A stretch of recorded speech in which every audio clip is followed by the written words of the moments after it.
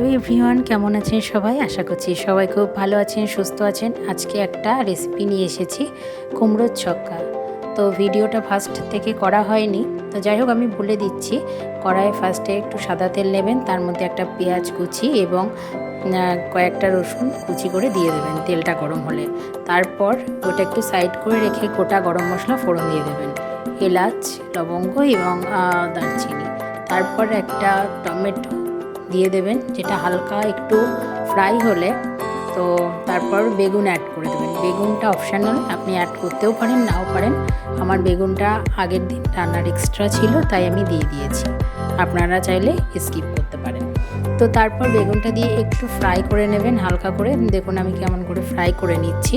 তো এটা এইভাবেই রান্না হবে। এতে মনে রাখবেন কোনো জল অ্যাড করবেন না, জল অ্যাড করলে টেস্টটা অতটা ভালো হবে না। এবার আমি অ্যাড করে দিলাম কুমড়োগুলো, এবং কুমড়োগুলো অ্যাড করে আমি ভালো করে এটাকে নাড়াচাড়া দিয়ে ভালো করে নেড়ে নেব।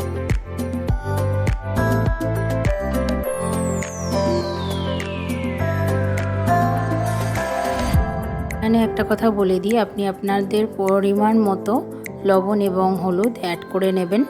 তো সেটা আমার দেখানো হয়নি, আপনাদের যেমন আন্দাজ অনুযায়ী অ্যাড করে নেবেন। এখানে 4-5টা কাঁচা লঙ্কা চিড়ে আমি দিয়ে দিয়েছি। তো দিয়ে আরেকটু নেড়ে নেব।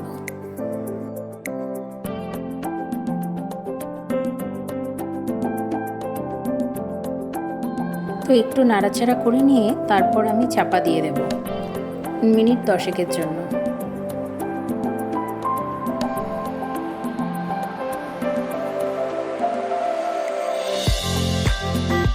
এরপর ঢাকনাটা খুলে আমি একটা মশলা অ্যাড করছি।